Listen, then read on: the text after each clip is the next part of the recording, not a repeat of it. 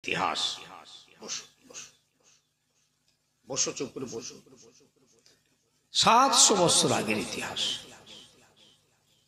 সেই যুদ্ধের যিনি কমান্ডার আর সেনাপতি ছিলেন তিনি আমার শত্রুপস্থের পূর্বপুরুষ আল্লামা পীর সৈয়দ শাহ হুসাইন বুখারী গাজী রহমাতুল্লাহ আলাইহ। এই নামটা শুনেছেন আপনারা? জানেন আপনারা? মাজারে গেছেন? আমার বাড়ির সামনে একদম বেলপাড়া মহল্লা, অনেক বড় লম্বা মাজার হুজুরের, রাশিয়া সামারকান্দ বোখারার মানুষ। জি, ওইখানটা দেখবেন একটা গম্বুজ করে দেওয়া হয়েছে। এখন প্রথমের দিকে ছোট হুজুর পীর কেবলা শুধু একটা কবরটা ঘিরে গেঁথে দিয়েছিলেন, দাদা পীর কেবলা রহমাতুল্লাহ আলাইহির সীমানা ঘিরে দিয়েছিলেন। আমার আব্বা হুজুর পীর কেবলা গম্বুজ করে রাস্তা করে জায়রিনদের একটা সুবিধা করে দিয়েছে। উনি আমার শত্রুপস্থির দাদু।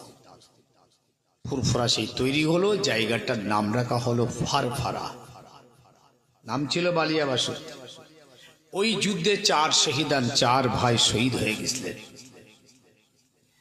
সেই ফুরফুরা বানাতে যে একটা গঞ্জে সোহাদা বলে একটি জায়গা আছে, যেখানে আরো 40 জন কম বেশি শহীদ আছে, এনারা শহীদ হয়ে গেছিলেন। তারপরে নাম হলো ফুরফুরা। সেই ফুরফুরা চলে আসছে, আজও আছে ফুরফুরা শরীফ। আল্লাহ পাক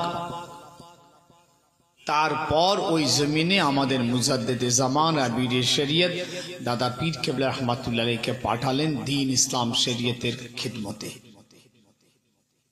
এবং যখন 700 বছর আগে যখন লড়াই হয়ে ওখানে ফুরফুরা তৈরি হলো, জালেম বাদশাহ পালিয়ে গেল, অন্যায় মিটে গেল, দিনের আলো জ্বলল, সেই যুদ্ধে দাদা হুজুর কেবলার 15 পুস্তিক দাদু মনসুর বগদাদি রহমাতুল্লাহ আলাইহ, নাম জানেন?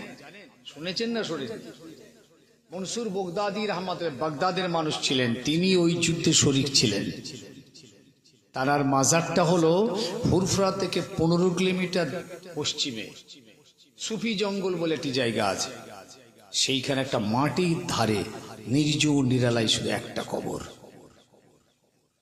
ঘেরা আছে।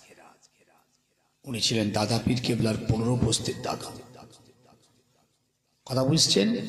এই মোকাবিলার পর যুগ যুগের পর যুগ চলতে লাগলো, আবার অন্যায় শিরক বিদআত এই সমস্তের একটা হাওয়া চালু হয়ে গেল। আল্লাহ পাক মুজাদ্দিদ জামানকে পীর আবু বকর সিদ্দিকী রহমাতুল্লাহ আলাইহিকে মুজাদ্দিদের পাওয়ার দিয়ে এই সমস্ত খেদমত করে সারা বাংলা আসামে দ্বীনের আলো জ্বালিয়েছে। সংক্ষেপ, আমি সেই বংশের ছেলে, সৈয়দ বংশ। দাদা হুজুর কেবলা আওলাদ পীর সাহেব হুজুররা হলেন সিদ্দিকী বংশ, আমি কিন্তু সৈয়দ খানদান। আমার আব্বা হুজুর ছিলেন দাদা হুজুর কেবলার খলিফা আল্লামা পীর সৈয়দ মনসুর হুসাইন রহমাতুল্লাহ আলাইহ।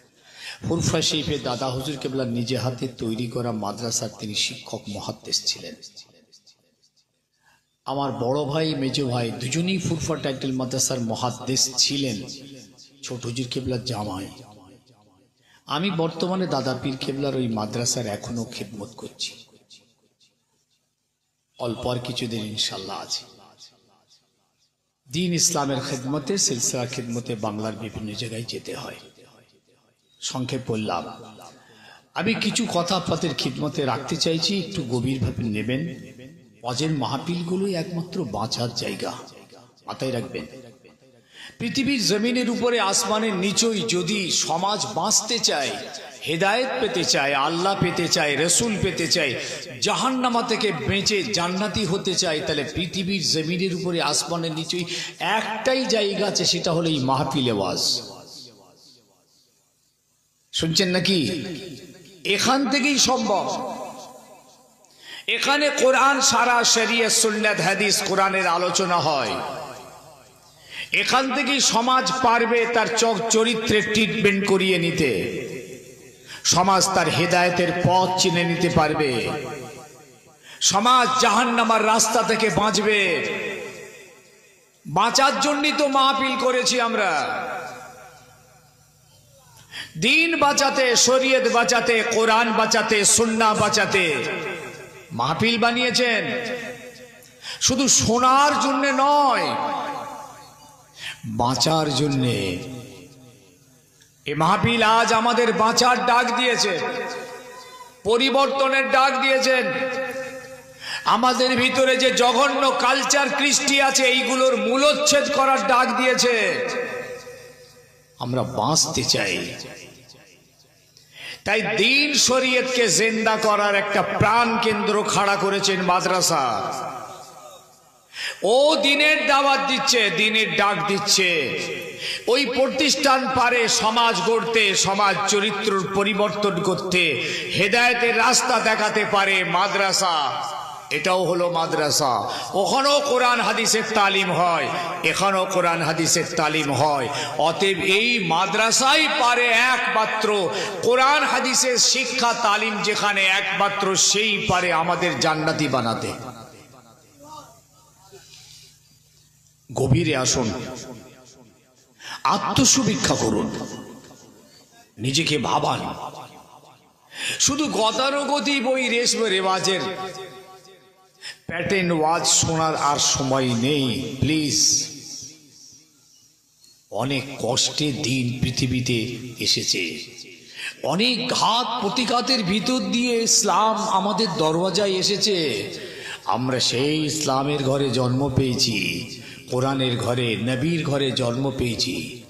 ভাববেন না যে আজ ফিরি ফিরি পেয়ে গেছি, যে মায়ের পেট থেকে পড়ি মুসলমান হয়ে গেছে। দিন পেয়ে গেছি, কোরআন পেয়েছি, নবী পেয়েছি, ফিরি ফিরি। কিন্তু এই যে ইসলাম, আজকে দিন সারা পৃথিবী উঠে পড়ে লেগেছে মিটিয়ে দেবে। আমার নবীর জামানাতেও আবু জেহেল উঠে পড়ে লেগেছিল পৃথিবী থেকে দিন মিটিয়ে দেবে, কোরআন মিটিয়ে দেবে, নবীকে মিটিয়ে দেবে। আবু জেহেল, আবু লাহাব, উতবা, সাইবা, এইসব টপ র্যাঙ্কের মক্কার বড় বড় কাফের, এরা সব সময় দিন মিটিয়ে দেওয়ার চক্রান্তে ছিল। এমনকি আমার নবীকে পর্যন্ত মার্ডার করে দেওয়ার প্ল্যান চক্রে তারা জড়িত ছিল, কিন্তু পারেনি। আমার নবীকে কষ্ট দিয়েছে প্রচুর, আঘাত করেছে আমার নবীকে, গালিগালাজ করেছে আমার নবীকে, রাস্তায় কাঁটা দিয়েছে, ধুলো দিয়েছে, থুতু দিয়েছে, কিন্তু পারেনি আমার নবীকে আগিয়ে যেতে, বাধা দিতে। আমার নবী এগিয়ে গেছেন। আমার নবীর দলে লোক বাড়ছে, স্লোগান বাড়ছে, ঝান্ডা বাড়ছে, কলমা বাড়ছে। আবু জেহেলের মাথা খারাপ। ভাই সাহেব, মনে রাখবেন, সারা পৃথিবী কিন্তু ইসলামকে ভয় খায়, এই ধর্মকে ভয় খায়, ইসলামের নওজোয়ান ইমানদার যুবকদেরকে ভয় খায় সারা পৃথিবী। আর ইসলামের যে একটা সব থেকে বড় হুঙ্কার আছে, নারায়ে তাকবীর, এটাকেও সারা পৃথিবী ভয় খায়। কিন্তু আফসোস, সেই ইমানদাররা আজকে কাদের অনুকরণে, কাদের কালচারে, কাদের কৃষ্টিতে, কাদের লেবাসে, পোশাকে, খাওয়াতে, দাওয়াতে নিজেদেরকে ভাসিয়ে দিল। যারা আজকে মসজিদ মিটিয়ে দেবে বলছে, মাদ্রাসা মিটিয়ে দিচ্ছে, কোরআন জ্বালিয়ে দিচ্ছে, পুড়িয়ে দিচ্ছে, ছিঁড়ে ফেলছে, সেই জাতের অনুকরণে আজকে আমার ঘরের ছেলে মেয়েরা আসক্ত হয়েছে, তাদের অনুকরণে জীবন আগিয়ে নিয়ে যাচ্ছে। কথা কি ঠিক বলছি না ভুল বলছি? ভাই, বোঝার চেষ্টা করুন, হাতে ধরে বলছি। দাঁড়িয়ে দাঁড়িয়ে পিচ্চাপ করা কাদের কালচার বলেন? কাদের? কথা বলেন না কেন? ইহুদি খ্রিস্টানদের। আর আমাদের কালচার কি বলেন? বলেন। বসে, পশ্চিম দিকে মুখ না করে বসে, দোয়া পড়ে, কুলুক নিয়ে, ঢিলা নিয়ে, টিস্যু পেপার নিয়ে। জি, আপনি কুলুক নেবেন, পাক হবেন, পানি নেবেন, পবিত্র হবেন। আমাদের কালচার দেখেন তো ওরা নিয়েছে কিনা। পৃথিবীর কোন জাত আমার রাসূলুল্লাহর এই সুন্নাতকে নিয়েছে কিনা একটা দেখেন। চ্যালেঞ্জ রইল কিয়ামত পর্যন্ত, দেখাতে পারবেন না। কিন্তু আমরা তো দেখিয়ে দিচ্ছি আমাদের ঘরে ঘরে। দেখুন না আজকে আমাদের ছেলেরা ওই জাহান্নামীদের কালচারকে পছন্দ করে নিল, জান্নাতীদের কালচারটা পছন্দ হলো না। হাতে ধরে বলে যাচ্ছি, বাঁচার জন্য এসেছি, সবাই এসেছেন, আমিও বাঁচতে এসেছি, বুঝেছেন? আসামের 350 মাদ্রাসা বুলডোজার দিয়ে ভেঙে দিয়েছে। 350 ওখানকার গভর্নমেন্ট বললো এসব বেকার, এখানে জঙ্গি তৈরি হচ্ছে, জঙ্গি ট্রেনিং হচ্ছে, জেহাদি তৈরি হচ্ছে, সন্ত্রাসী তৈরি হচ্ছে। এই মিথ্যা অজুহাত খাড়া করে সব মাদ্রাসাগুলোকে ভেঙে দিয়ে স্কুল বানিয়েছে। অল্প কিছু নেশাবে কিছু মাদ্রাসা রেখেছে অল্প স্বল্প, বাকি সব ভেঙে দিয়েছে। দেখেছেন তো আক্রোশটা কোথায়? সবসময় দেখুন তো, গরুর গোশ খেয়েছে না খাসির গোশ খেয়েছে, এই বাহানা তুলে একটা ইমানদারকে পিটিয়ে মেরে দিচ্ছে। বলুন, ভাববেন না? আজকে মসজিদে আকসা কেড়ে নেবার জন্য কি অবস্থা। কাগজের খবর 12,000 শহীদ হয়েছে, তারপরেও বলছে অজানা ধ্বংসস্তূপের নিচুতে কত আছে জানা নেই। গণকবর চলছে ওখানে, একসঙ্গে সব 100, 150, 50 জনকে একসাথে গণকবর চলছে। ভাই, সেই ইসলাম, সেই দিন, সেই শরীয়ত, সেই কোরআন, সেই সুন্নাহ, সেই হাদিস তো আমাদের কাছে। আমরা তো আজকে সমাজ দেখুন, আজকে কোনো পরোয়া নেই। ওরা যে লড়াই চলছে ওখানে, কিসের লড়াই? হকের সঙ্গে নাহাকের লড়াই, ইমানের সঙ্গে বেঈমানের লড়াই, সত্যের সঙ্গে মিথ্যার লড়াই, ইনসাফের সঙ্গে বেইনসাফের লড়াই। জি, এই লড়াইয়ে দুটো দাবি ইমানদারদের। একটা হলো মসজিদে আকসা আল্লাহর ঘর আমরা ছাড়বো না। 2 নম্বর হচ্ছে আমাদের জন্মভূমি আমাদেরকে ফিরিয়ে দাও। হব্বুল ওয়াতান মিনাল ঈমান। আল্লাহ নবী বলেছিলেন জন্ম দেশপ্রেমিকতা হলো ঈমানের একটা অংশ। ওরা দেশপ্রেমিক, জায়গা তো ওদের, ওরা জায়গা ওরা দখল করছে। 70 বছরের উপরে আজকে লড়াই চলছে। এই লড়াইটা ভাই ইমানদার, তারাও তো সেই একই খোদা সিজদা করছে। মসজিদে ঢুকতে দেয় না। আজ কতদিন মসজিদে আকসা জানেন? সব বাইরে নামাজ পড়ছে, জুমার নামাজ, মসজিদের ভিতরে ঢুকতে দেয় না। আজকে পেপারে দেখলাম কবর থেকে সব লাশ তুলছে ওই ইসরায়েলের সৈন্যরা, কবর থেকে সব লাশ বুলডোজার দিয়ে তুলছে। দেখতে চাইছে সেইখানে আমাদের মানে ইসরায়েলি যারা বন্দী হয়েছে এদেরকে ওরা মেরে ওখানে পুঁতে দিয়েছে কিনা। ইসরায়েলের বেশ কিছু সৈন্য তো ওদের হাতে অ্যারেস্ট আছে, যেমন প্যালেস্তাইনেরও কিছু ওদের হাতে আছে।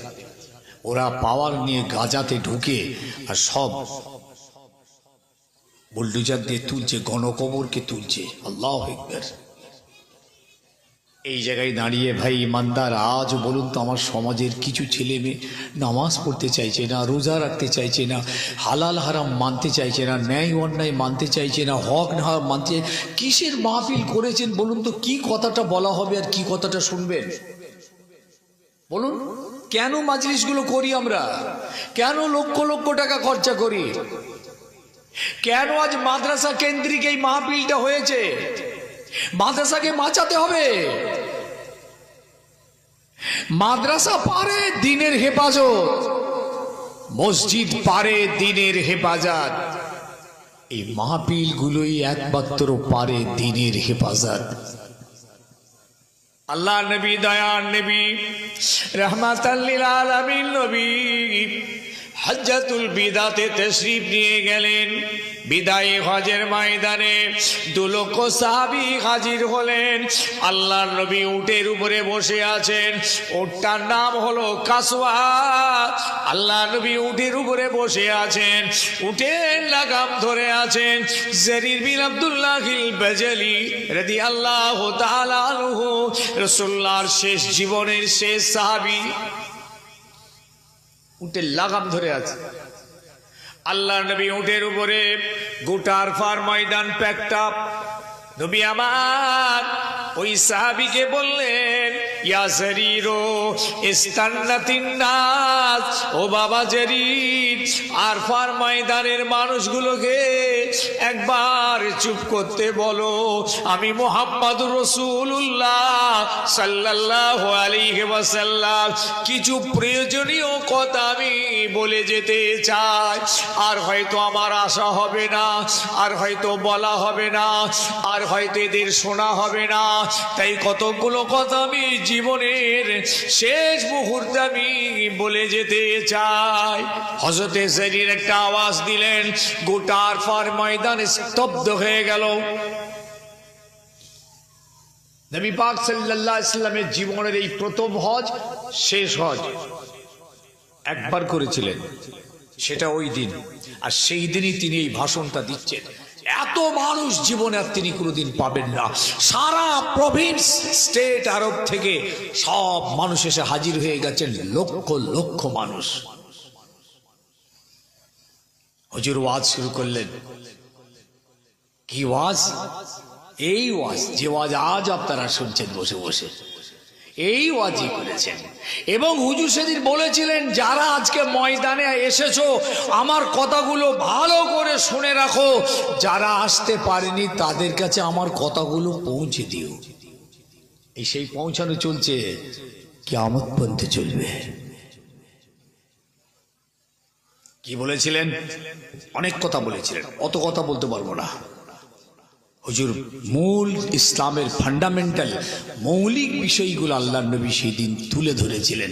দিয়ে বলতে বলতে মাঝে মাঝে কি বলছেন, চোখ দিয়ে হুজুরের পানি গড়াচ্ছে। গোটা আরফার ময়দানে সাহাবীদের চোখ ভরা পানি। হুজুর এমন ভাষণ দিচ্ছেন যেন মনে হচ্ছে হুজুর তাদের কাছ থেকে বিদায় নিয়ে নিচ্ছেন। আর সত্যি বিদায়ী ভাষণ। এই জন্যই বিদায়ী হজের ময়দান বলা হয়েছে, হজ্জাতুল বিদা নামটা হয়েছে হাদিস পাকে।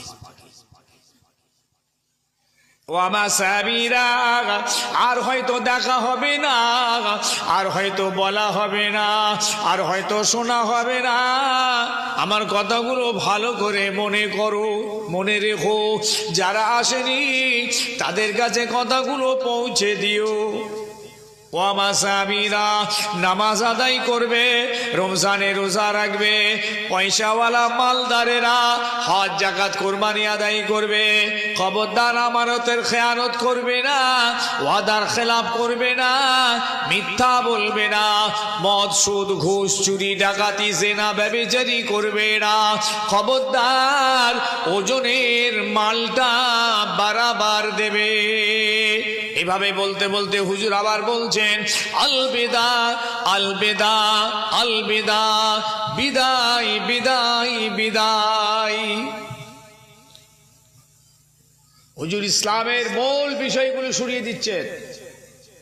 ও আমার স্বামীরা, বাপের হক, মায়ের হক, স্বামীর হক, স্ত্রীর হক, প্রতিবেশীর হক, এতিমের হক, মুসলমানের হক আদায় করবে। কারো হক নষ্ট করবে না। যখন বিচার করবে, ন্যায় বিচার, হক বিচার, ইনসাফের সঙ্গে বিচার করবে। তরফদারি পক্ষপাতিত্ব করবে না। ও আমার স্বামীরা, খবরদার বাবারা বাবারা, বাড়িতে যে সমস্ত চাকর বাকর গুলো থাকবে এদেরও হক আদায় করবে। এইভাবে রাসূলুল্লাহ বলতে বলতে শেষে বললেন, ওয়ামা সাবিরা তারাকতু ফিকুমুস সাকালাইন ওয়া ফি রিওয়ায়াতিন তারাকতু ফিকুম আমরাইন কিতাবুল্লাহ ওয়া ইতরাতি ওয়া ফি রিওয়ায়াতিন কিতাবুল্লাহ ওয়া সুন্নাতে রাসূলি। দুটো জিনিস আমি রেখে যাচ্ছি তোমাদের হাতে। একটা হলো আল্লাহর কোরআন, আর দ্বিতীয় হলো আমার আহলে বায়াত, আমার জেনারেশন, আমার নাসাব। অন্য রিওয়ায়াতে এসেছেন হাদিস। দুটো রেখে গেলাম, কোরআন আর হাদিস। সিয়াসাতটা এসছে কোরআন এবং আমার আহলে বায়াত, আমার বংশধর। এই দুটোকে তোমরা ইত্তেবা করবে, মজবুত করে ধরবে। ফামান তামাসসাকতুম বিহিমা লান তাদাল্লু বাদি। আমি চলে যাচ্ছি আল্লাহর দিদারে, তোমাদের কেউ ক্ষতি করতে পারবে না যদি তোমরা এই দুটোকে মজবুত করে ধরো।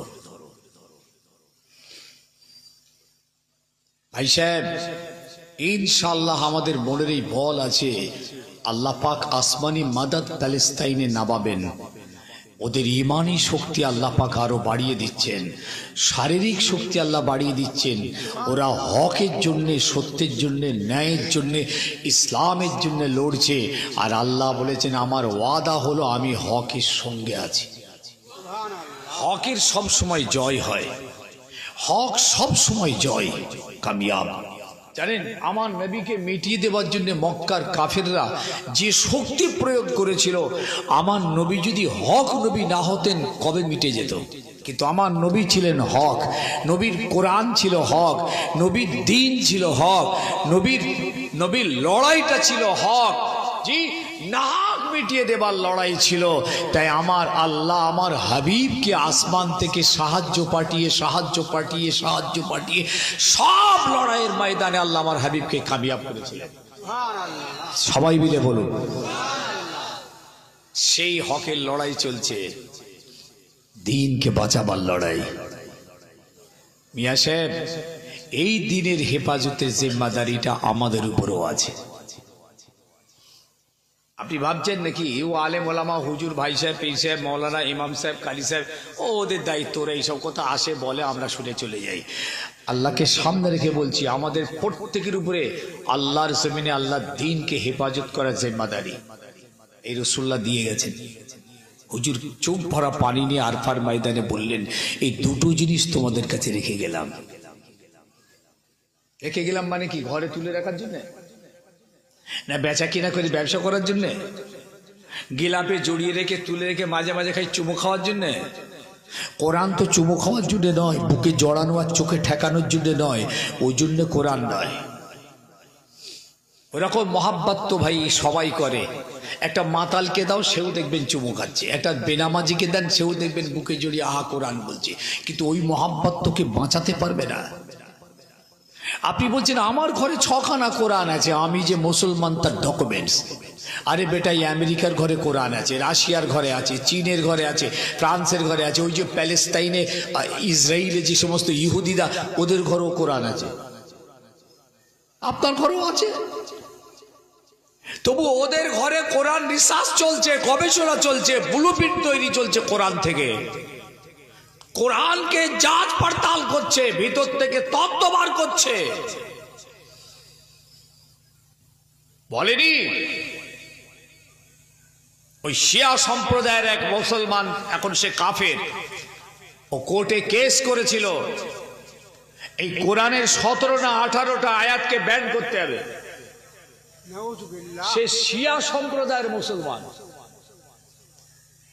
কেন না, এই আয়াতগুলো জঙ্গি ট্রেনিং দিচ্ছে, সন্ত্রাসী ট্রেনিং দিচ্ছে, সমাজে ভ্রাতৃত্বর ভালোবাসা নষ্ট করার শিক্ষা দিচ্ছে। নাউজুবিল্লাহ।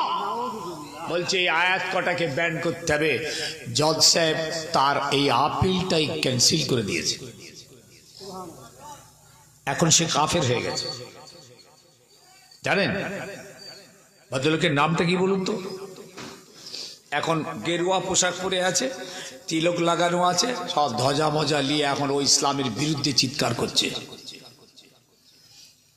ভাবছেন কোরআনের প্রতি কত আক্রোশ। এটা এমন একটা পাওয়ারফুল কিতাব, আর আপনি তাকে তুলে নিয়ে গিয়ে ঘরে রেখে দিলে দেবুকে খাচ্ছে, মাকড়সাই জাল পাড়ছে, ধুলোবালি পড়ে যাচ্ছে, সেই ঘরে গান হচ্ছে, বাজনা হচ্ছে, জেনা হচ্ছে, মদ হচ্ছে। আছে না? না হচ্ছে না ভাই? নেই? হক কথা বলবেন নাই, গোগা শয়তান রসুল বলেছেন। আজকে মুসলমানের বাড়িতে তো মদের বোতল। পৃথিবীর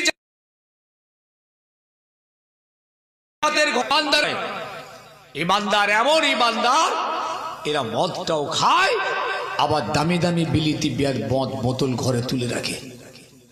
এরা দিন বাঁচাচ্ছে না, দিন নষ্ট করছে, দিন শহীদ করে দিচ্ছে।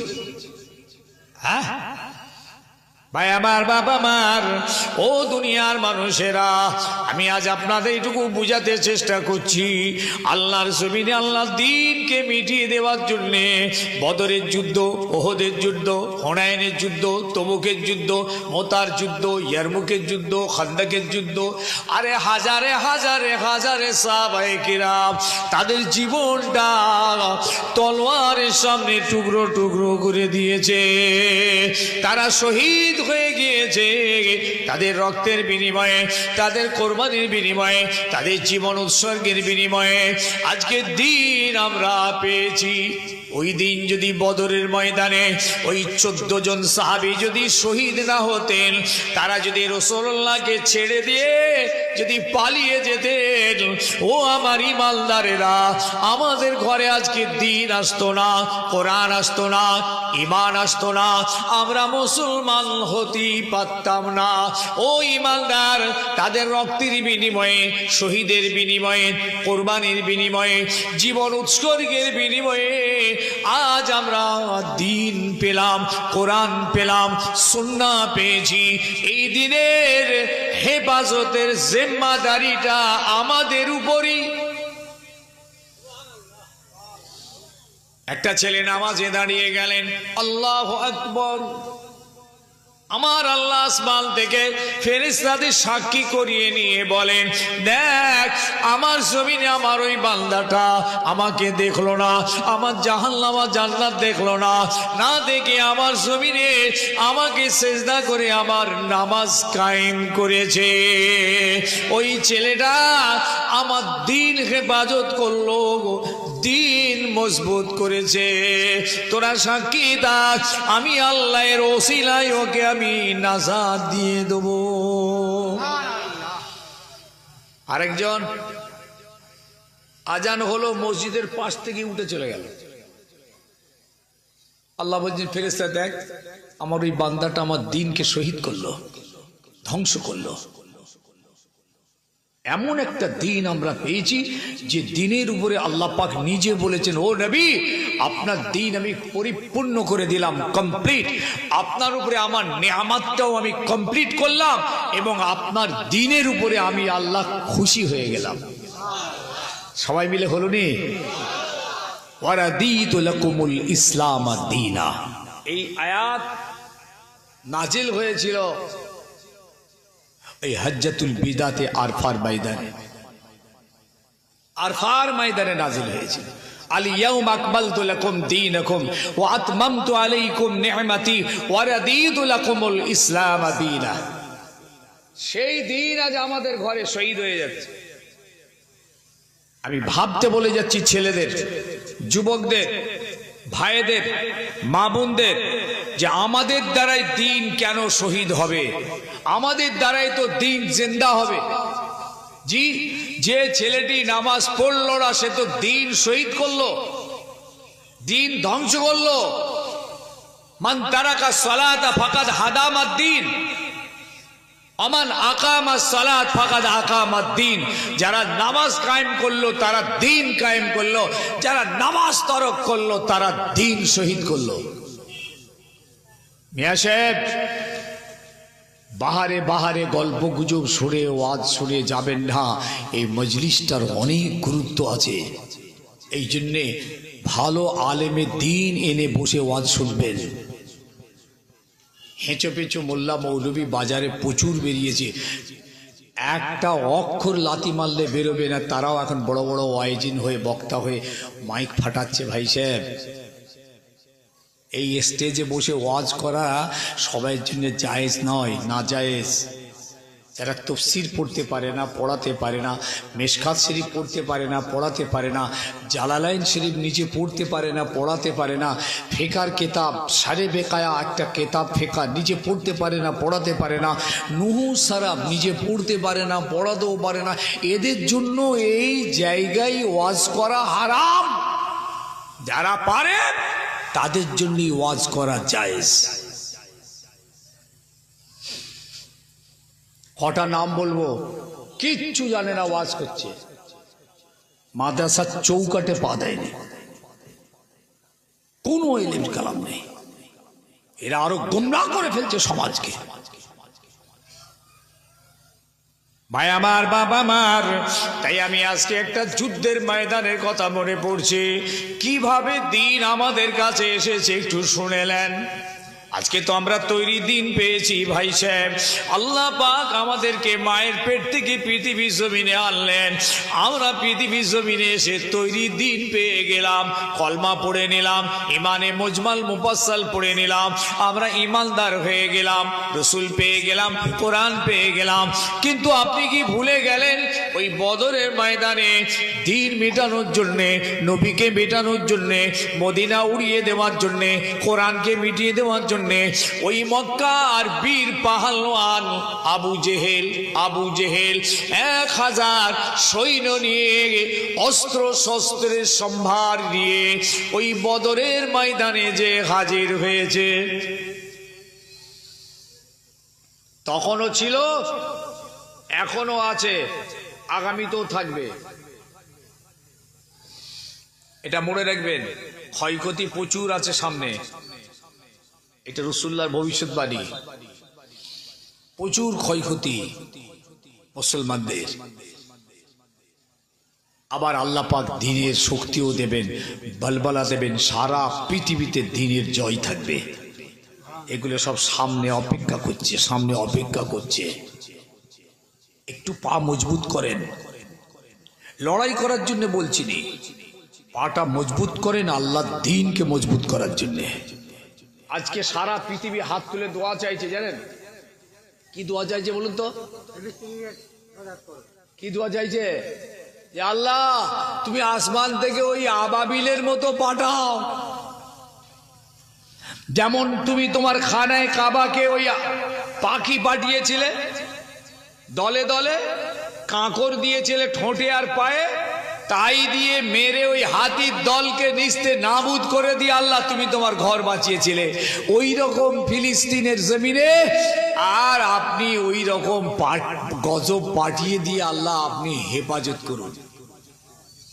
বলছে না, দোয়া চাইছেন তো? আজকে একজন দোয়া করছে, কি জানেন? আজকে একজন দোয়া করছে, আল্লাহ আপনি ওই রকম পাখি পাঠিয়ে যদি গজব পাঠান, তো এই গজবটা ওইখানে নয় যে 57টা মুসলিম দেশ, কয়েকশো কোটি মুসলমান আজকে চুপ করে আছে ইসরায়েলের পক্ষে, তারা এদের উপরে ওই গজবটা পাঠিয়ে ওই মুসলিম দেশগুলোকে ধ্বংস করে দেয়। আমি ভাবলাম বেটা ঠিকই বলেছিস, ও বেটা ঠিকই বলেছে। 57টা দেশ কাঁপছে, সব পাওয়ার ওদের হাতে আল্লাহ দিয়েছেন। কিন্তু এত বড় মুনাফিক এরা, খালি ছোটখাটো 2-4টে হুমকি হামকা দিচ্ছে আর চুপ করে খালি ভেতর থেকে সব ষড়যন্ত্র। আজকে মুজাহিদিন গুলো শেষ হয়ে গেল, হাজার হাজার শিশু বাচ্চাগুলো সব শহীদ হয়ে গেল। তোরা একটা কিছু করতে পারলি না, পুরো ক্ষমতা নেই তোদের। 57টা মুসলিম দেশ পৃথিবীতে, হ্যাঁ, ওই ইসরায়েলের ভয়ে। শুধু ইসরায়েলকে এত ভয় কাজ? তাহলে হামাস এই ছোট্ট সংগঠন জিহাদি, এই সংগঠনটা কতটা ধাক্কা নিয়ে বসে আছে এখনো পর্যন্ত। তো ভদ্রলোকের দোয়াটা আমি শুনে একটু ভাবলাম যে এ তো বেশ হেকমতি কথা, খুব রেগে খুব রাগে বলছেন তিনি। আল্লাহ এখানে দেওয়ার দরকার নেই, এদের আর অপরাধ কি আছে? এরা তো করবে, ইসলাম মিটাতে চাইবে, কোরআন মিটাতে চাইবে, মসজিদ মিটাতে চাইবে। ওরা কি করেছে? 57টা দেশ চুপ করে বসে বসে মজা দেখছে। যদি গজব দিতে হয় ওদের ওপরে দাও। ফুর্তি চলছে ওদের, ওদের গান বাজনার আসর চলছে, মজার খেলা চলছে, মজার টিভি চলছে এইসব আরব কান্ট্রিতে, খুব আনন্দে ফুর্তিতে আছে। আর এখানে তাদের একটা মুসলিম দেশ, মুসলিম একটা জায়গা, ছোট্ট একটি দ্বীপ উপত্যকা আস্তে আস্তে শেষ করে কেড়ে নেওয়ার জন্য কি না করছে।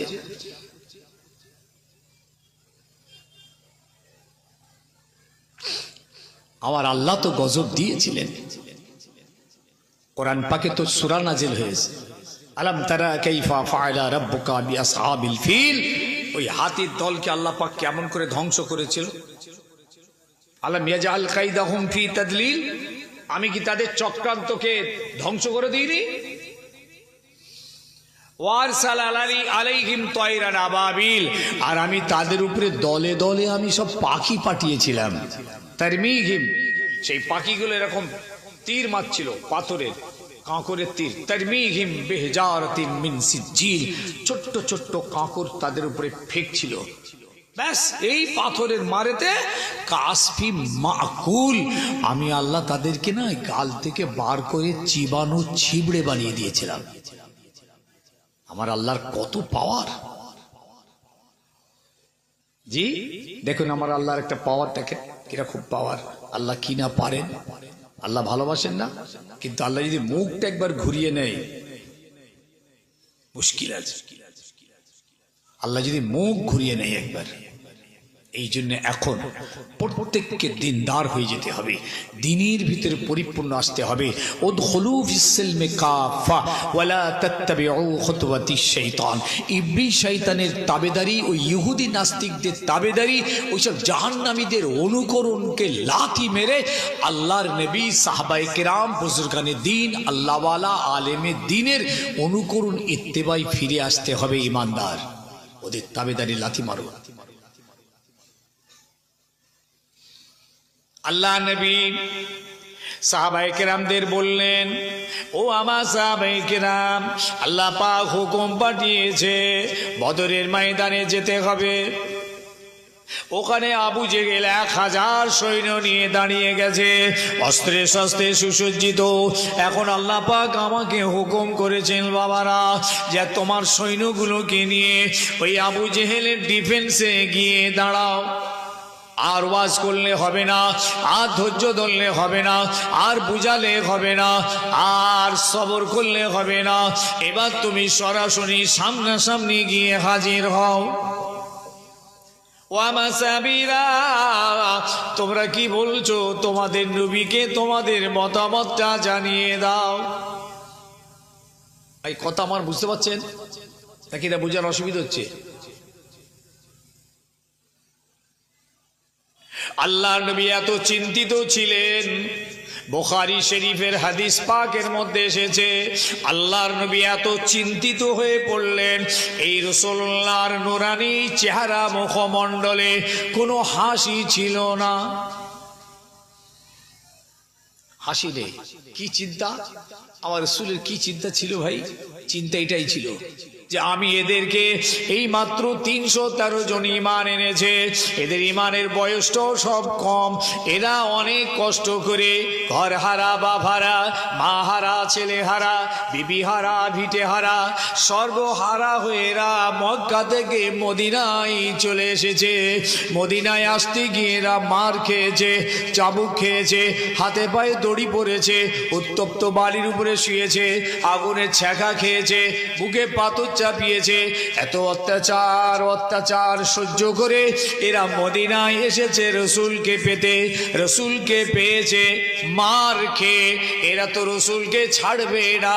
সেই রসুলের মুখমণ্ডলটার দিকে তাকিয়ে তাকিয়ে এরা সব অত্যাচার ভুলে গিয়েছে।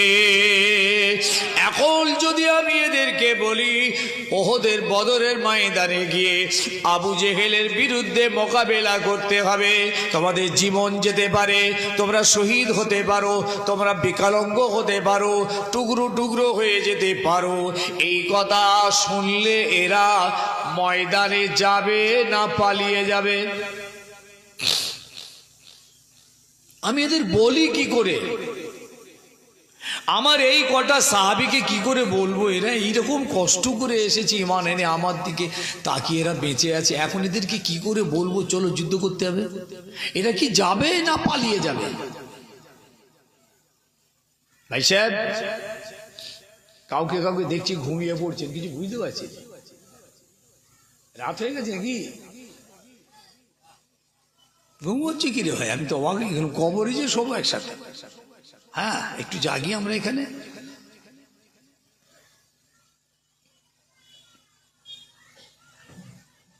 আল্লাহর নবীর এই চিন্তাতে কোনো হাসি ছিল না।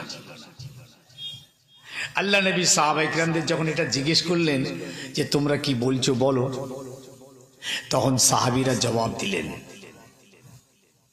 আল্লাহ নবী সাহাবীরা উত্তর দিচ্ছেন, ইয়া রাসূলুল্লাহ, ইয়া হাবিবাল্লাহ, আপনি কোনো চিন্তা করবেন না, পেরেশান হবেন না। হুজুর আপনি চলুন, আল্লাহর হুকুম যখন হয়েছে বদরের ময়দানে চলুন। ইযহাব ওয়া নাহানু আমামাকা ওয়া খালফাকা ওয়া ইয়ামিনিকা ওয়া ইয়াসিরিকা। ইয়া রাসূলুল্লাহ আপনি চলুন, আমরা সবাই কথা দিচ্ছি আপনার সামনে, আপনার পিছনে, আপনার ডায়ে, আপনার বাঁয়ে সব সময় আপনার সঙ্গে রইলাম। জোরে হবে না?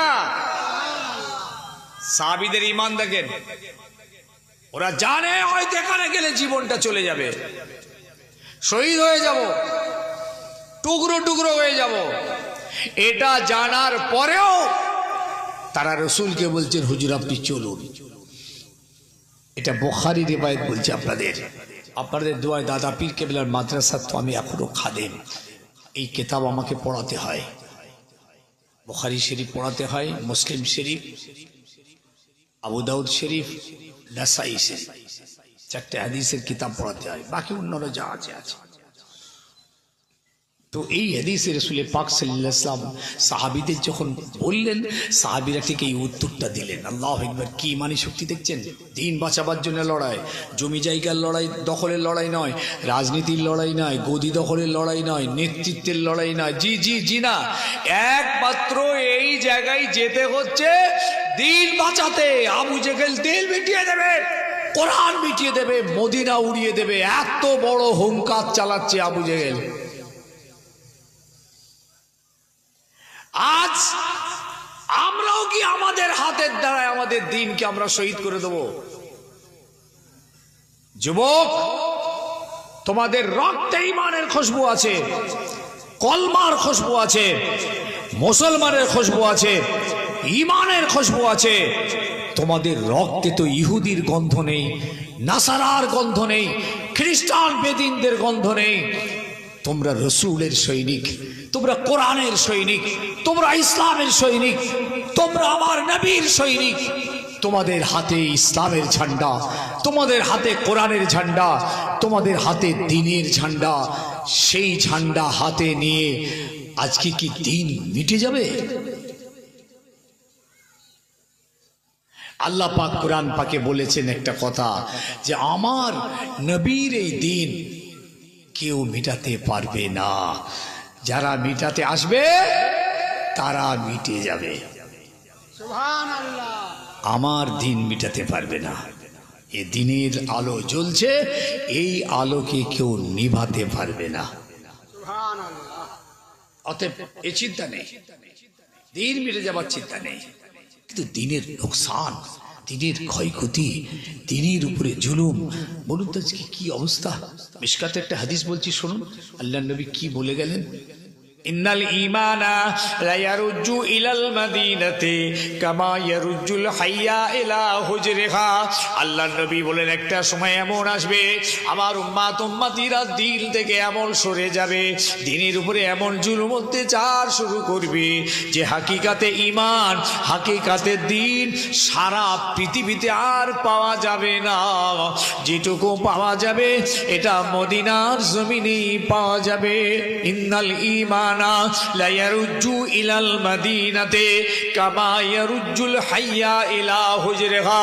আল্লাহর নবী উদাহরণ দিয়ে সাহাবীদের বুঝিয়ে দিলেন, ও আমার সাহাবীরা, একটা বড় সাপ দুনিয়ার মানুষ দেখলে পরে তাকে ইট পাটকেল ছুঁড়ে মারে। যখন সে মার খেতে থাকে, সে ওই জায়গা থেকে বাঁচার জন্য, ওই আঘাত থেকে বাঁচার জন্য তাড়াতাড়ি করে একটা ছোট গর্তের মধ্যে গিয়ে নিজেকে গোল করে পাকিয়ে জায়গা করে নেবে। রাসূলুল্লাহর উদাহরণ দেখছেন, সাহাবীদেরকে ব্রেনে কিরকম ঢোকাচ্ছেন। হুজুর যখন সাহাবীদেরকে ওয়াজ করে বলতেন, 3 বার করে বলতেন এবং উদাহরণ দিয়ে বলতেন। একটা বড় সাপ আমরা যখনই তাকে ঢিলা ইট পাটকেল মারবো, সে বাঁচার জন্য ছুটবে না, ছুটবে না, ছুটে গিয়ে কোথায় জায়গা নিয়েছে, একটা ছোট্ট গর্তের মধ্যে ঢুকে গিয়ে তাড়াতাড়ি নিজেকে গোল করে পাকিয়ে জায়গা করে দিচ্ছে। হুজুর বলছেন সারা পৃথিবীতে দিন থাকবে, ইসলাম থাকবে, দিনের আওয়াজ থাকবে, দিনের বলবলা থাকবে, কিন্তু হাকিকাত থাকবে না। হাকিকাতে দিন, হাকিকাতে ঈমান মদিনার জমিনে জায়গা নেবে। আর সারা পৃথিবীতে যা থাকবে খালি মুখোশ আর সাইনবোর্ড থাকবে। বুঝা গেল না? বুঝা গেল? সারা পৃথিবীতে আজকে দিনের কত আওয়াজ, দিন কত বেড়েছে দেখুন, দিনের বলবলা বেড়েছে, জলসা বেড়েছে, কোরআনের আওয়াজ বেড়েছে, কোরআন বলনেওয়ালা বেড়েছে, শুননেওয়ালা বেড়েছে, আল্লাহু আকবার আল্লাহু আকবার, কত রকম ভাবে দিন পৃথিবীর জমিনে বেড়ে গেছে, কিন্তু রূহ নেই। শুনছেন? সেই জন্য আল্লাহ নবী বলেছিলেন জি ওয়ায়াকরাউনাল কুরআনা লা ইউজাবিজু হানাজিরাহুম।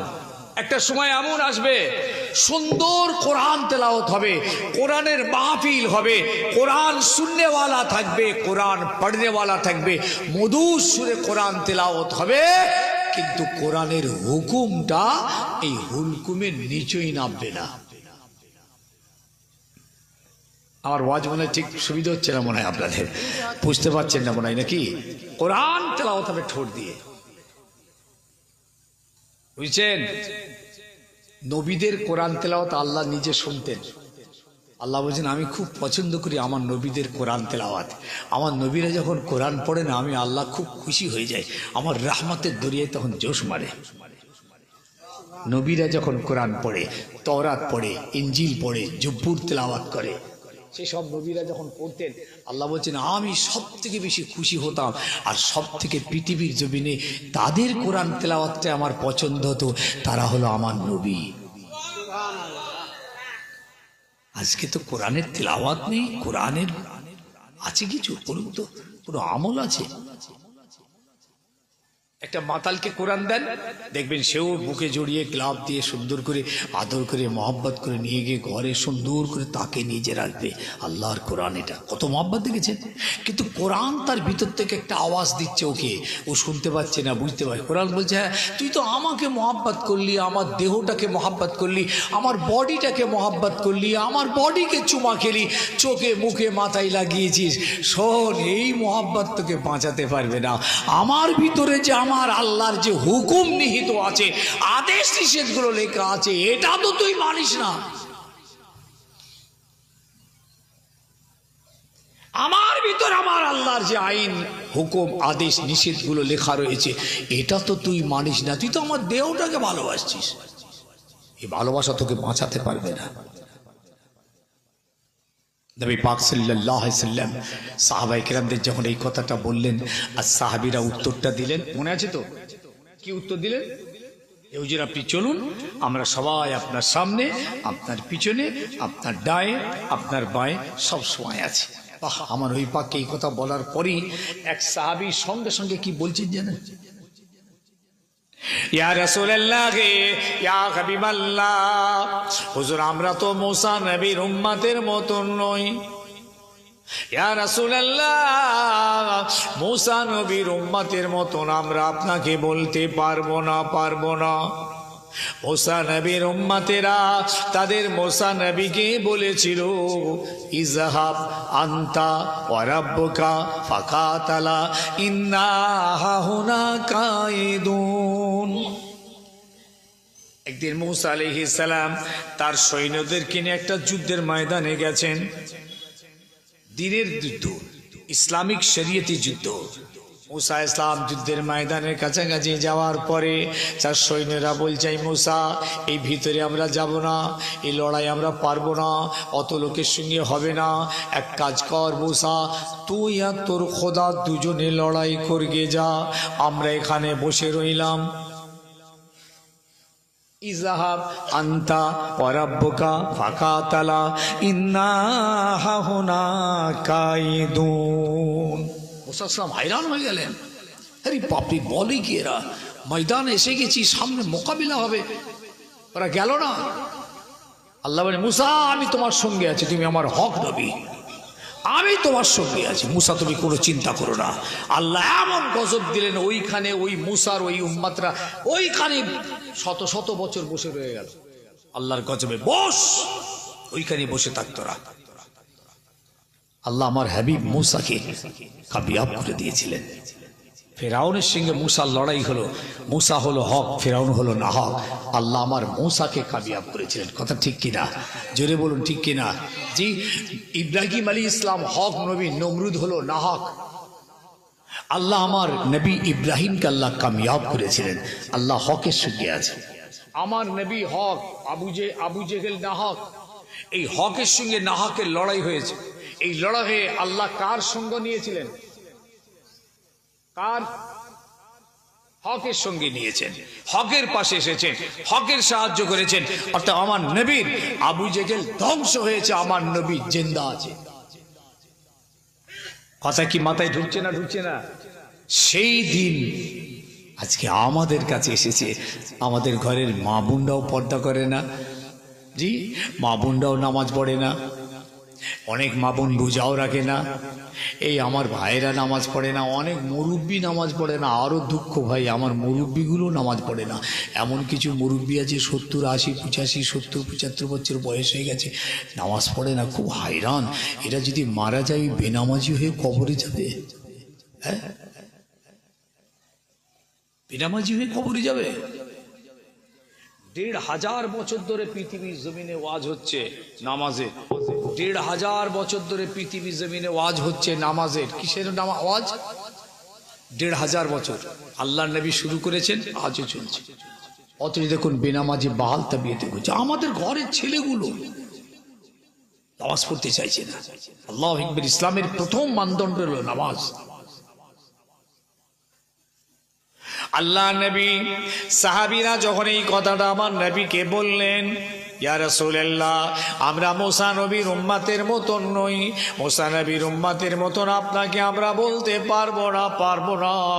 ও নবী, আমরা আপনাকে বলছি ইযহাবু ওয়া নাহনু মাআকা।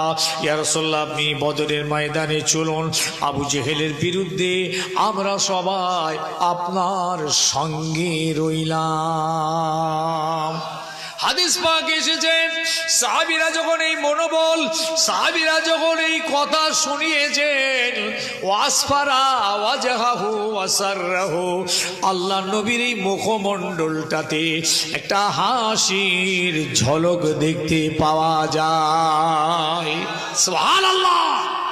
বুখারীতে এসেছে, রাসূলুল্লাহ চেহারা খুশিতে চমকাচ্ছে যে আমার সাহাবীরা পালিয়ে যাবে না, পিছু হটবে না। আমার সাহাবীদের ঈমান মজবুত আছে। দিনের জন্য আবু জেহেলের বিরুদ্ধে গিয়ে ডিফেন্সে নামবে। রাসূলুল্লাহ 313 জনকে নিয়ে ময়দানে হাজির হলেন। ময়দানে পৌঁছে গেলেন, সাহাবীদেরকে দাঁড় করিয়ে দিলেন। সাহাবীরা দাঁড়িয়ে আছেন, আর সেনাপতি কি করলেন জানেন? একটা তাঁবুর মধ্যে ঢুকে গেলেন। আমাদের নবী হুজুর নূর সাল্লাল্লাহু আলাইহি সাল্লাম, হুজুরের জন্য যে তাঁবু রাখা হয়েছিল, সেই তাঁবুর ভিতরে হুজুর তাশরীফ নিয়ে গেলেন। শুধু তাশরীফ নিয়ে যাওয়া নয়, সঙ্গে সঙ্গে আল্লাহর জমিনে সেজদায় পড়ে আল্লাহর কাছে কাঁদতে লাগলেন।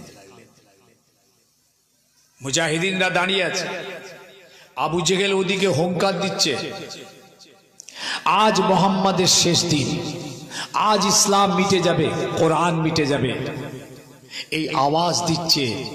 বুঝতে পারছেন না কথা? আবু জেহেল আর আমার নবী তাঁবুর ভিতরে গিয়ে সেজদায় পড়ে কাঁদছেন, মাথা তুলছেন না। দয়ার নবী আল্লাহ পাকের কাছেই বলে কাঁদছেন, আল্লাহ আল্লাহ, আপনি আসমান থেকে এই যুদ্ধের ময়দানে সাহায্য নাযিল করুন। আল্লাহ, যদি আপনি সাহায্য না পাঠান, এই মাত্র 313 জন ঈমান এনেছে, এদের ঈমানের বয়সটাও বেশি নয়। তাছাড়া আল্লাহ পাক এদের অস্ত্র শস্ত্র তেমন নয়, এই মোকাবিলায় কামিয়াব হওয়া যাবে না। আল্লাহ, এরা যদি শহীদ হয়ে যায় আর কলমা পড়ার কেউ থাকবে না। এই 12 থেকে 14 বছর এই ওয়াজ করে করে এই মাত্র 313 জন আপনাকে খোদা বলে আমাকে নবী বলে ঈমান এনেছে। আল্লাহ এরা সব হারা হয়ে বদরের জমিনে এসেছে। আল্লাহ আপনি আসমান থেকে সাহায্য নাযিল করুন। বাপ মারা মা মারা নবী, ইয়তীম এসির নবী সিজদায় মাথা রেখেছেন। হুজুর আমার মাথাটা তুলছেন না। ওই জায়গাতে একটা মসজিদ তৈরি হয়েছে, আল মসজিদুল আরিশ। যারা বদরে গেছেন আইসাব ভাইরা বদরে জিয়ারত করতে গেছেন, ওইখান থেকে একটা মসজিদ আছে আল মসজিদুল আরিশ। ওই হল রাসূলুল্লাহ সিজদার জায়গা। ওইখানে একটা মসজিদ তৈরি হয়েছে। পাশেই দেখবেন কুয়া আছে, কালিবে বাদর। ওই সমস্ত বেঈমানগুলো যারা মারা গেছিল, আবু জেহেল, উতবা, শাইবা, ওয়ালিদ, সব ওইখানে রাখা আছে ভিতরে ওই কুয়াতে। বুঝেছেন ভাই আমার, বাবা আমার, আল্লাহর নবী দয়ার নবী মাথা তুলছেন না। আবু বকর সিদ্দিক রাদিয়াল্লাহু তাআলা আনহু আস্তে আস্তে আস্তে আস্তে তাঁবুর ভিতরে তাশরীফ আনলেন। তাঁবুর ভিতরে এসে রাসূলুল্লাহর মোবারক হাতটা ধরেছেন। ফাখাযা বিয়াদিহি ওয়া ক্বাল হাসবুকা, ওগো আল্লাহর নবী আপনি এবার মাথাটা তুলুন, হয়েছে অনেকটা সময় পার হয়ে গিয়েছে, মুজাহিদিনরা দাঁড়িয়ে গেছে, আল্লাহর নবী এবার আপনি মাথাটা তুলুন। ইসলাম ফিরি ফিরি পেয়েছি। দেখুন না রসুলের বদরের জমিনে কিরকম কাঁদছে, দেখুন। এই জন্যই কেঁদেছিলেন, আমার উম্মাত কি করে জান্নাতি হবে, আমার উম্মাত কেমন করে নামাজ পড়বে, আমার উম্মাতিদের দরওয়াজায় নামাজ দিন ইসলামকে পৌঁছে দিতে হবে। এরা তো উঠে পড়ে লেগেছে মিটিয়ে দেবে, কেমন করে কোরআন পৃথিবীর জমিনের দরওয়াজায় দরওয়াজায় পৌঁছে দেওয়া যাবে। মাত্র 23 বছরের ব্যবধানে সারা পৃথিবীতে ইসলাম আল্লাহর নবী পৌঁছে দিয়েছিলেন। 23 বছর রাসূলুল্লাহ ওয়াজ করেছিলেন কত বছর? 23 বছরের ভিতরে মক্কায় 13 বছর, 13 বছরের ভিতরে 10 বছর প্রকাশ্যে, 3 বছর গোপনে। এই 13 বছর মক্কায় ছিল আর মদিনায় ছিল 10 বছর। মদিনার জীবনটা তো খালি যুদ্ধের উপর দিয়ে কেটেছে। এই মাত্র 23 বছরের ভিতরে একজন মানুষ আল্লাহর নবী এমন ওয়াজ করলেন, সাহাবায়ে কেরামরা সব ঈমান এনে কলমা পড়ে মুহাদ্দিস, মুফাসসির, ফকি, বড় বড় আল্লাহর ওলি সব জান্নাতি হয়ে গেলেন। একজন ওয়াজ করেছে। কজন ওয়াজ করেছে?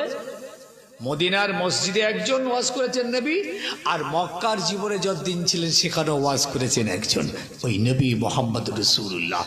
একজন ব্যক্তির, একজন প্রফেসর, একজন ইসলামিক স্কলার, একজন সারা বিশ্বের নবী মুহাম্মদ রাসূলুল্লাহ সাল্লাল্লাহু আলাইহি সাল্লামের ওয়াজ সারা বিশ্বে পৌঁছে গেছে মাত্র 23 বছরের ব্যবধান। আর আমরা ওয়াজ শুনছি কেউ 70 বছর, 60 বছর, 65 বছর। কতজনের ওয়াজ শুনেছি? এই 70 বছর বয়সের মুরব্বীটা 30,000 আলেমের ওয়াজ শুনেছে। অঙ্ক করা আছে। কত বললাম? 30,000। যার বয়স 60 থেকে 65 বছর বয়স, ইনি তার জীবনে 30,000 আলেমের ওয়াজ শুনেছেন। আমি 10 করে সব মাইনাস করে দিলাম, 10,000 আলেমের ওয়াজ শুনেছেন ওই 70 বছরের মুরব্বী। এখনো পর্যন্ত নামাজ পড়ানো যায়নি। কি বলছেন আপনারা? এখনো তার মিথ্যে কথা ছাড়ানো যায়নি, এখনো দাঁড়িয়ে পিশাব করে, এখনো ওজনে মাল কম দিচ্ছে, এখনো লেবার খাটিয়ে পয়সা দেয় না, এখনো মসজিদ, মাদ্রাসা, ইসাল সব, ঈদগাহ, কর্মস্থানের আমানতের টাকা সব লুপাট করছে। কি হলো, ঠিক বলছি না ভুল বলছি? আরে কথা বলে না কেন? এইসব কথা বললি তো অসুবিধে। হাতে ধরে বলছি, দরকার হলে পায়ে ধরবো, বাঁচার জন্য বলছি। রসুল এই কথাই বলে গেছেন, আর বাঁচার জন্য এই মাহফিল, বাঁচার চেষ্টা করি। বাঁচতে পারবো না, নবী আমার মাথা তুলছেন না, অঝর নয় রে, কেঁদে কেঁদে আল্লাহর কাছে সাহায্য চাইছেন। নবী বলতে লাগলেন, আল্লাহুম্মা ইন্না আল্লাহুম্মা, হে আল্লাহ, ইন শি'তা লাম তু'বাদ, ও আল্লাহ, আপনি যদি চান পৃথিবীর জমিনে আপনার আর কোনো ইবাদত হবে না, তাহলে আল্লাহ আপনি আমাদেরকে শহীদ করিয়ে দিন। আর যদি চান আপনার পৃথিবীতে, আপনার জমিনে আপনার ইবাদত হবে, আপনার তাসবিহ হবে, আপনার গুণগান হবে, আপনার দিন জিন্দা থাকবে, তাহলে আল্লাহ আপনি আসমান থেকে সাহায্য নাযিল করুন। আল্লাহর হাবিব এইভাবে কাঁদছেন। জিবরিল আমিন এসে হাজির। আল্লাহ পাক জিবরিলকে পাঠিয়ে দিলেন, যাও জিবরিল, বদরের ময়দানে গিয়ে আমার নবীকে গিয়ে বলো, এইভাবে মাথা নিচু করে সিজদায় পড়ে কাঁদতে মানা করো। আমার নবীকে বলো, আমি আল্লাহ আমার হাবিবের কান্না কবুল করে নিয়েছি। ও জিবরিল, আমার নবীকে তুমি এটাও শুনিয়ে দাও, আজকের এই বদরের ময়দানে, এই যুদ্ধের ময়দানে আমি আমার নবীকে একা ছেড়ে দিই নাই, স্বয়ং আমি আল্লাহ আমার হাবিবের সঙ্গে রয়েছি। ও জিবরিল, তুমি আমার নবীকে এটাও শুনিয়ে দাও, আজকের এই ময়দানের কামিয়াবির ঝান্ডা, জয়ের ঝান্ডা আমি আমার রাসূলের হাতে দিয়ে দান করে দিলাম। আজকে দিন কিভাবে পৃথিবীতে এসেছে সাহেব, হ্যাঁ? আপনি দিনটাকে আজকে আর কোনো গুরুত্ব দিচ্ছেন না। ইসলাম আমাদের কাছে কোনো গুরুত্বই নেই। এই জন্য একটা হাদিস আনছি আপনাদের কাছে, শুনেলেন? এই ইমানদার সবাই, কিন্তু মুসলমান নয়। এলাকার সবাই ইমানদার বসে আছি আমরা, কিন্তু সবাই মুসলমান নয়। মাথা খারাপ হয়ে যাবে। বলবো নাকি? কি বলছেন? সবাই ইমানদার। রাসূল পাক এই হাদিসটা পরে আনছি। আল্লাহর নবী তাঁবুর ভিতর থেকে বেরিয়ে আসছেন, যেই এই আল্লাহর আসমানি সাহায্যের যখন ওয়াদা হলো, আল্লাহর নবী খুশি হয়ে গেলেন, মাথাটা তুললেন, এত কেঁদেছেন, চোখের পানিতে শুকনো বালিগুলো ভিজে গেছে, পেশানিতে লেগেছে সেই বালিগুলো। শুকনো বালি তো কপালে থাকবে না, ভিজে গেছে, কপালে বসে গেছে। আল্লাহর হাবিব বেরিয়ে আসছেন, খুব জালালি মিজাজে বেরিয়ে আসছেন। বুঝতে, যখন বেরিয়ে আসছেন না, বেরিয়ে এসে এক মুঠো বালি হাতে নিয়েছেন, আর নেই আবু জেহেলের দিকে তাকিয়ে বলেছিলেন, সায়াজুমুল জামউ ওয়া ইউআল্লুনা দুবুর, ওই দলটা তাড়াতাড়ি ধ্বংস হবে, ওই দলটা তাড়াতাড়ি পিছু হটবে। এই কথা বলে মোস্তফা ওই বালিতে একবার ফুঁক দিলেন, ফুঁকটা দিয়ে আবু জেহেলের দিকে ছুঁড়ে দিলেন। যেই এই বালি রাসূলুল্লাহ ছুড়ে দিয়েছেন, সঙ্গে সঙ্গে 1000 সৈন্যের চোখে চোখে বালিগুলো পৌঁছে গিয়েছিল।